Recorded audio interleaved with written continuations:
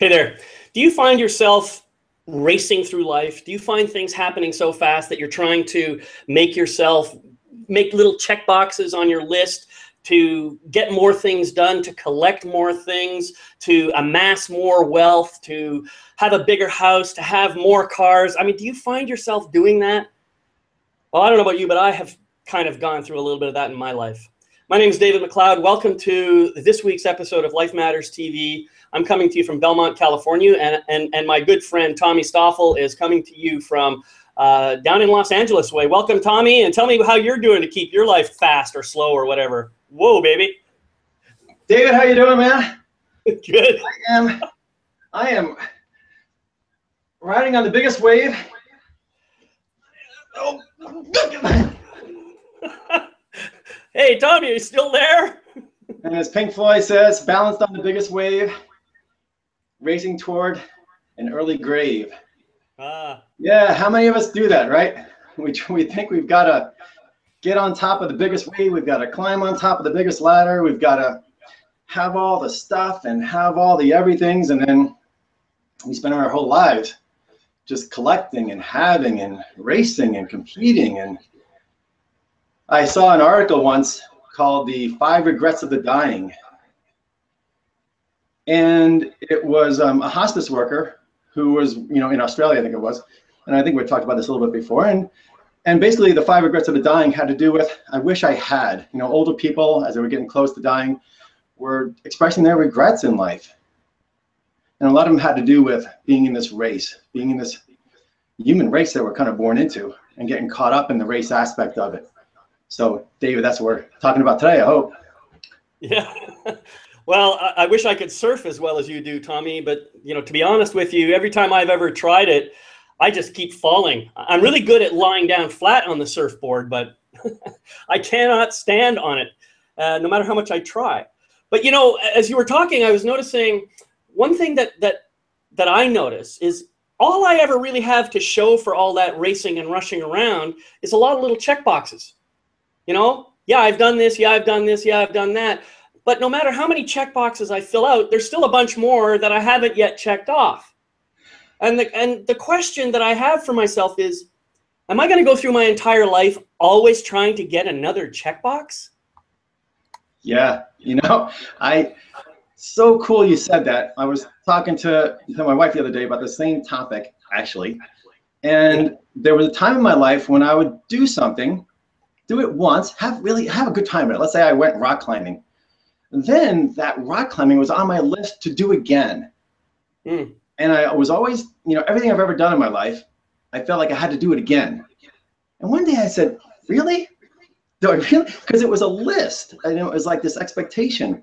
And it was, again, a checkbox. So not only had I checked off something, but then I took that checkbox and I added it to my list again.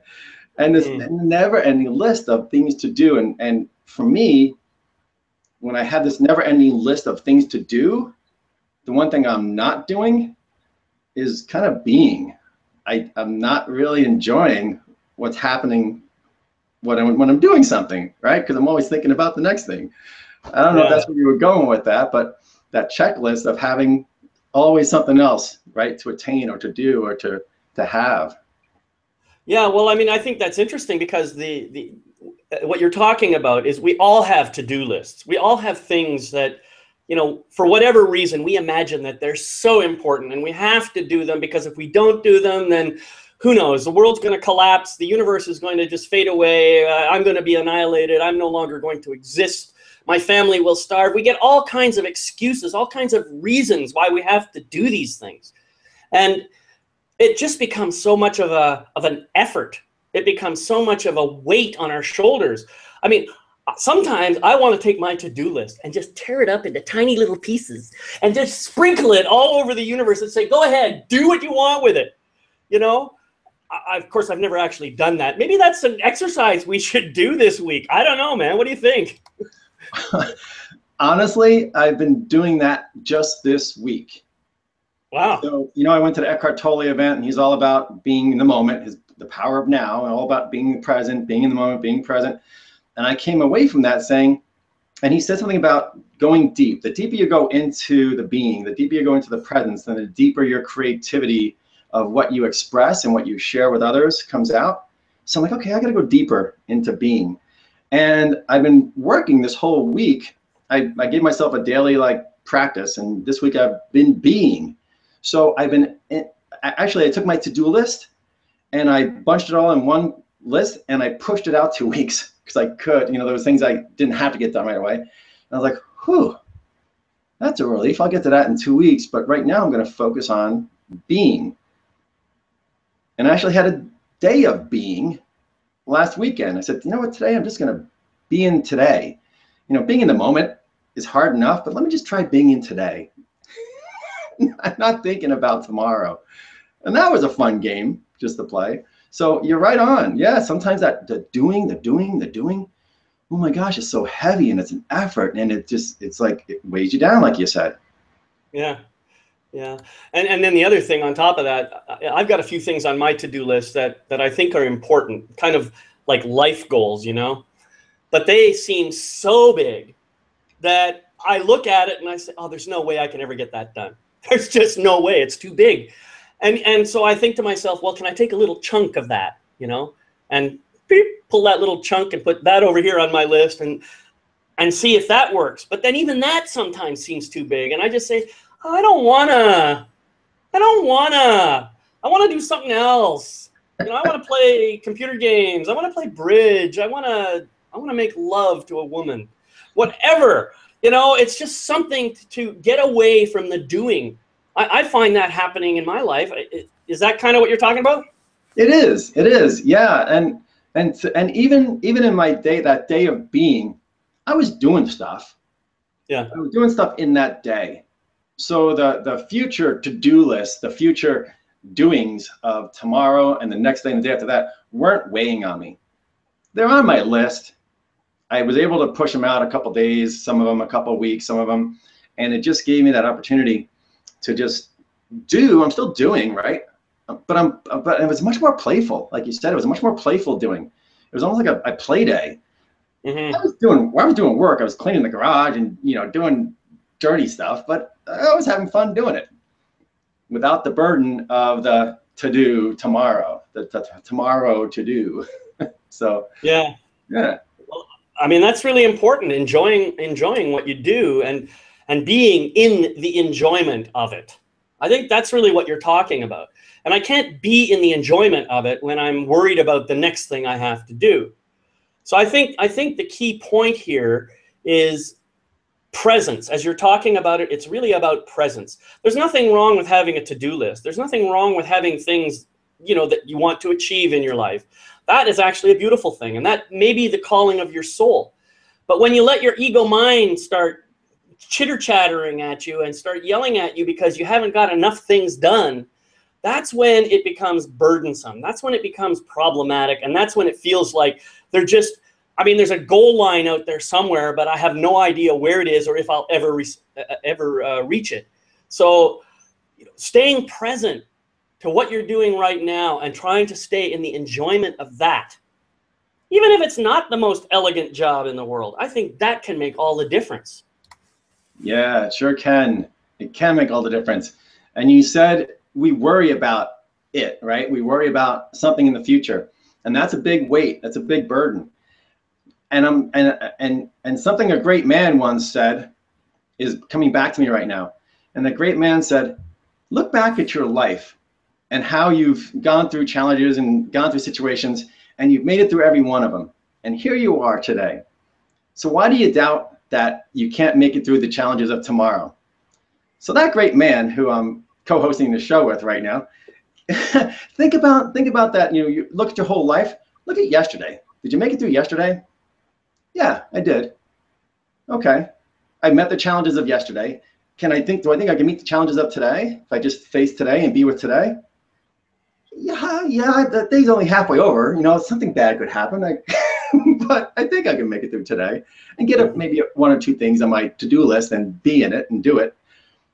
So why do I worry about tomorrow? my to-do list of tomorrow will be there. Just put it on the to-do. That's what a to-do list is for. A to-do list should be a stress reduction tool, not a stress improvement tool or a stress increasing tool, right? Exactly. Just to get it out of your head, so it's not running around the worry bin. Chink, you know, it's in the inbox. I'll deal with it when I get to it tomorrow. But that is what's resonating. So that whole thing of trusting that you can meet the challenges of a day today, thanks to what you said a few months ago, or whenever you said it, and trust that you'll be able to do that for tomorrow too, and enjoy today a little more. Have a little more play in today. Even if you're doing stuff that you don't like to do, you can still kind of do it and be okay with it. You know, I think our basic problem is we call it a to-do list. Aha. We should call it a to-be list. A to-be list. I sometimes call it a ta-da list. Ta-da! Yeah, but a to-be list. What if everything on my list was an opportunity for me to experience my beingness, my essence, my presence, who I am, here and now? If I could reframe everything on my list in that way, instead of I do X, I am something as I do X, might be a more powerful way of being. What do you think? A to-be list. What I am to be. Yeah, the doing. Okay, here's the catch in there. That's what I was feeling what you're saying. And I'm feeling there's a catch in it somewhere. The to-do list is this. It puts us in this race situation. So this, we're talking about this race mentality of always something else to do. Whereas it's a to-be list. It's like let's be. I'm living it. I'm acting it. I'm experiencing it now. The doing part, do it now, doing. But the to do, the to do is like a future thing, and it's always keeping us almost stuck in the future or anxious about the future. Is that making any sense? Yeah, totally. I totally get it. I kind of like this idea of the to-be list. It's a different way of thinking of things. This way I can be present. I mean, after all, the things I do are kind of a reflection of who I am anyway. So, I mean, I am not the things I do, that's for sure. But the things I do are kind of a reflection of who I am in the moment when I did them. So what if I work on just being who I am, or who I'm choosing to be as I evolve myself, and choose only to do things which are consistent with that image of myself. And therefore I get to experience myself more fully as I'm doing the things that I've got on my list. Does that sound better? That sounds like we're getting into the moment. Yeah. And just being who we are, because we're talking about presence, right? Presence and being, and actually we started with, life is not a race. Well, if it's not a race, then what is it? If we're not always doing something in the future or worrying about something we've done in the past, then we're being. Mm-hmm. So life's not a race. We're being present. So not only in our actions are we being present, we're doing it in the moment, but we're honoring ourselves, as you're getting to. We're just, our brain isn't there, worrying about ourselves and what we're going to be like, or where we've come from, or where we're going. But it's just being now. We're honoring ourselves now. We're being very present. People want to be genuine. People want to be authentic. This is the only place where you can be authentic and genuine, is right here, right now in this moment. Exactly. Yeah, absolutely. Well, I could plan to be authentic too, but you can plan to improve your authenticity. Like if we're caught up in the brain or doing all this, chatter, I can be present for 3 seconds. All right, now my head starts going again because I'm back, because I'm conditioned by the race. And maybe tomorrow I can hold that presence for 5 seconds. Yeah. So that is, that's my to-do list, right? That's my to-be list. My to-do list for tomorrow is just to try to be a little more present each day. Right. Yeah, well, the whole thing about the notion of a race, I mean, where does that come from? I think that you know, we've talked about this in past episodes. Obviously, there's some energy about, you know, this is not going to be true for everybody, but I think it's probably a general statement that is true for a lot of people. If I don't do these things and accomplish certain things and achieve certain things in my life, maybe get a certain degree, get a certain wife, get a certain house, get a certain car, get a certain number of kids and so forth, then I am going to be judged by the people around me as somehow less than, not as good as them or whatever. And I think that scares us more than anything else, is being judged by other people. You know, and certainly I know that's been true in my past. Now, I've done a lot of work on that, so I don't worry about the judgments of other people so much, but I do notice that there's still one person who judges me a lot. And of course, that's me. And the way I see my self-judgments, one of the easiest ways for me to see my self-judgments is when I notice something about someone else that I think is lacking. And then I kind of reflect back and say, well, how is that about me? How is that reflecting what I think about myself? So the more I can unload and, you know, forgive all my judgments about other people and about myself, the more I can stop thinking of life as a race. The more I can start slowing down and becoming more present and becoming more aware of who I really am. Those are the things that I notice about this. Yeah, brilliantly spoken and lovingly shared. Thanks, man. Because that, going back to where you started that one too, that you know, there's these expectations of having the degree or having the house or having the car, having the relationships, that this human race that we're born into right now is in a very racy mentality, balanced on the biggest wave. Yeah. And that racing mentality is full of expectations. We're expected to get great grades. We're expected to graduate. We're expected to do this. We're expected to get a job. We're expectation. And then we take that upon ourselves, like, okay, now I need to be the best student, and I need to be the best dad, and I need to be the best this and best that, and yada, yada, yada. The term best implies racing, implies beating somebody else. Yeah, and competition. And that whole race, yeah, competition, that whole based on expectations, right? So that's the underpinning of the way our society is working right now. And and you said, you know, you had to come to a place where you didn't feel like you were being judged by others anymore. That's a part of kind of rising above or stepping away from this race mentality, because most people are still in some degree of that, and we're all in some degree of that, because that's the world we live in.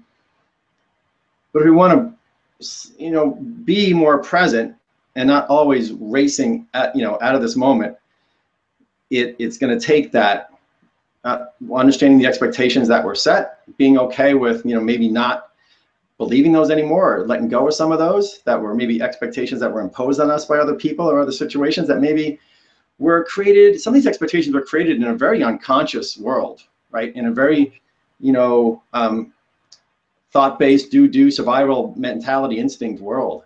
And some of these systems, or some of these structures, or some of these belief things that are imposed upon us really don't fit where we're going as humans, as how we're evolving, and as we're evolving consciously and awakening and into our awareness. So yeah, you're right on. And looking at some of those expectations that are set, some of the things I feel I have to do, and then the judgments of not doing them, it's all part of this game. Yeah. Of turning life into a game. Stop making it a race and turn it into more of a place where we play and we're in the moment and we're more present more and more. You know, there's something about this whole idea of judgment, and I think we talked about this, you know, many episodes back. I think we had an episode called Here Come the Judge. But I remember one thing that I've become aware of. First off, this is what we do. We're human beings. We judge. That's kind of how we operate.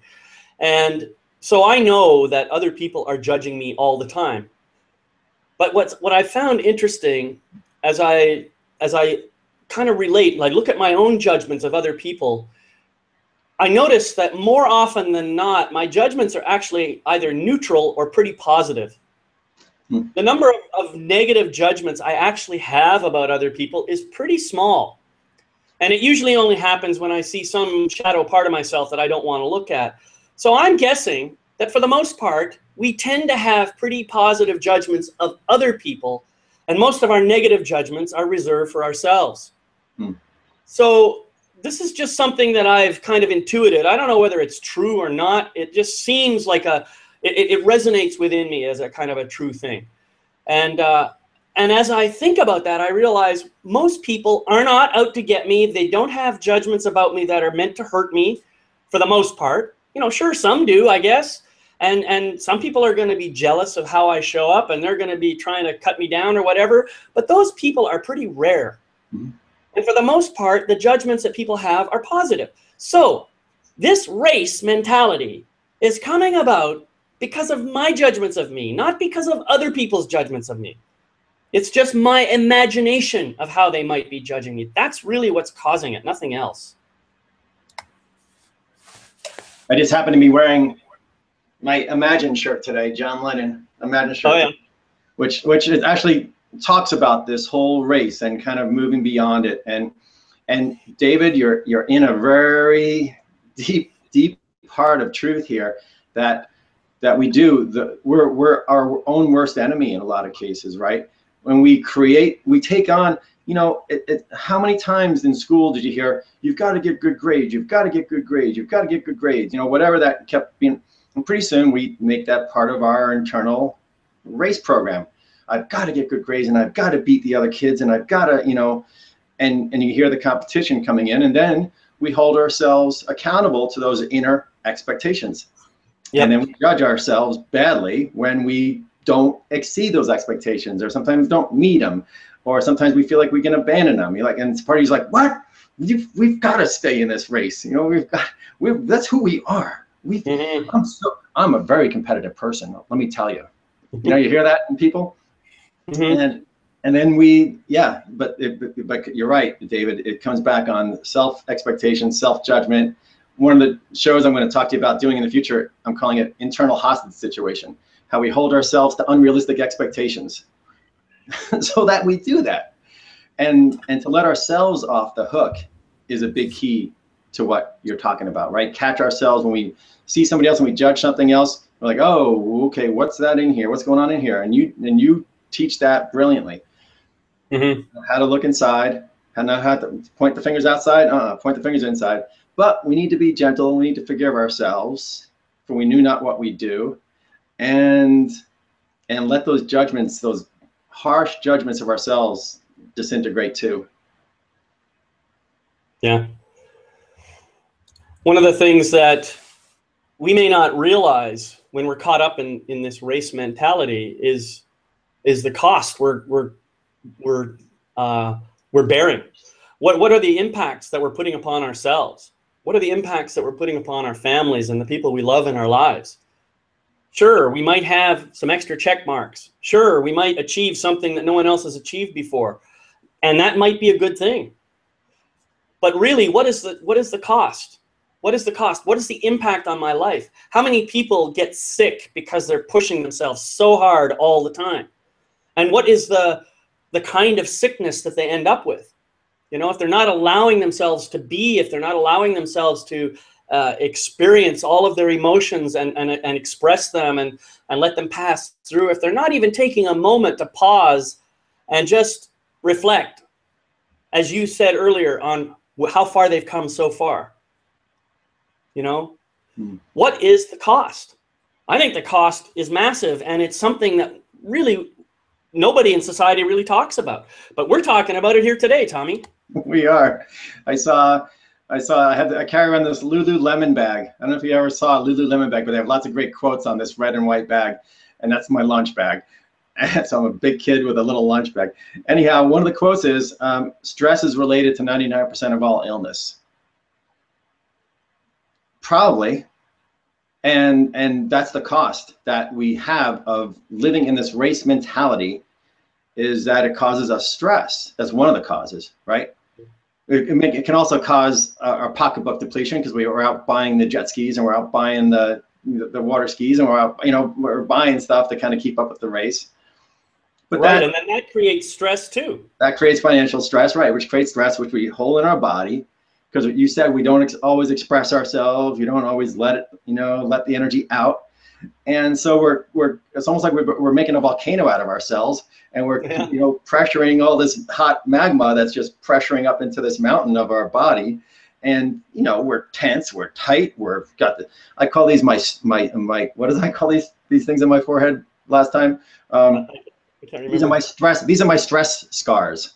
This is the time of my life when I took myself so seriously. I was like, oh, so, but this manifests in our physical being. We all know this, but you're right. We don't talk about it this openly a lot of times. And because who wants to be responsible for their own stress? Who wants to be responsible for giving themselves an illness? Nobody's going to own up to that happily. But well, think about society too, though. I mean, almost all corporations have a goal, which is to sell some kind of product. And obviously they want you to buy it, right? And they can come up with all kinds of reasons why you should have it. And so you may find yourself falling into the logic of their thinking and say, yeah, I actually do need that thing. And then you buy it and it ends up in your garage someplace and never gets used. And you think, why on earth did I buy that damn thing?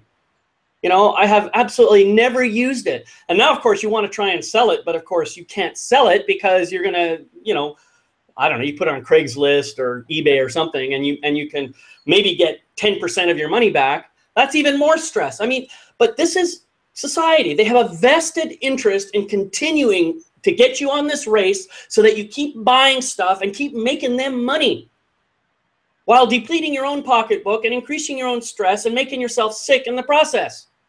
That's kind of what the insanity that we live in right now.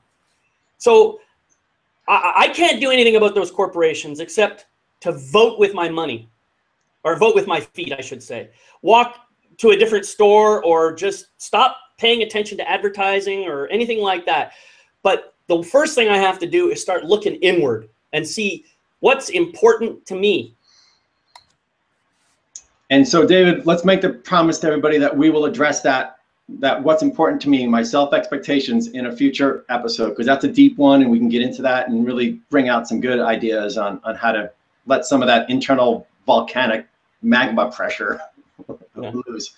Yeah, but in the meantime, just realize, what?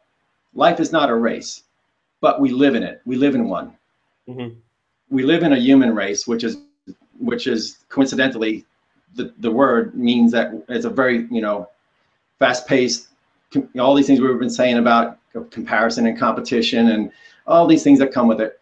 So just becoming aware of it, like you said, start looking at billboards and see the tricks they're playing. See the buttons they're pushing in you and these self-expectations of ourselves. See the buttons they're pushing to make you come buy stuff that you don't need necessarily, or to eat some food that's really not good for you, but it makes it sound like that's awesome. I want to be like that because that's what it says on the billboard.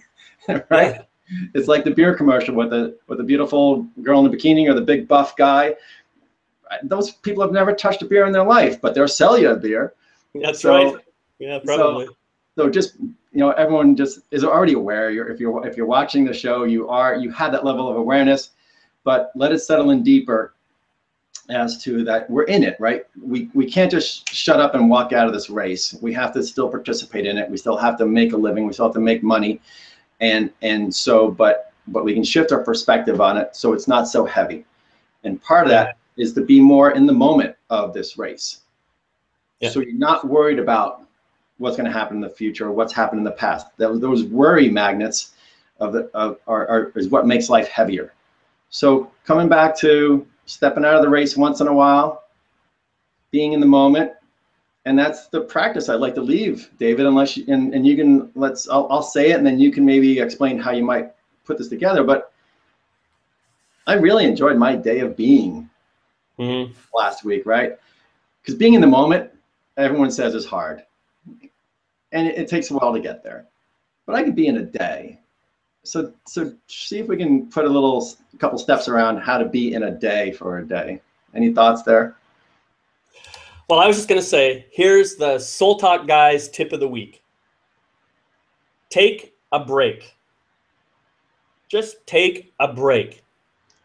You know, give yourself permission to have 10 minutes, just 10 minutes a day, where you disregard the race entirely, you disregard your to-do list entirely, and you give yourself permission to just bring some love and healing and forgiveness and health, healing light into yourself. That's my invitation. The tip of the week: take a Soul Talk Guys break. That's it. 10 minutes a day. You can do it. I know you can. A mini vacation for you. To do nothing and go nowhere. David, what are we talking about next week? This has been awesome, Tommy. I've just had so much fun here today. Next week, friends, we're going to be talking about our favorite friend, fear. And we're going to show you some ways how you can take the bite out of fear. So come join us again next week. We're going to have some fun as always, and we love you. Peace out. Bye, everybody.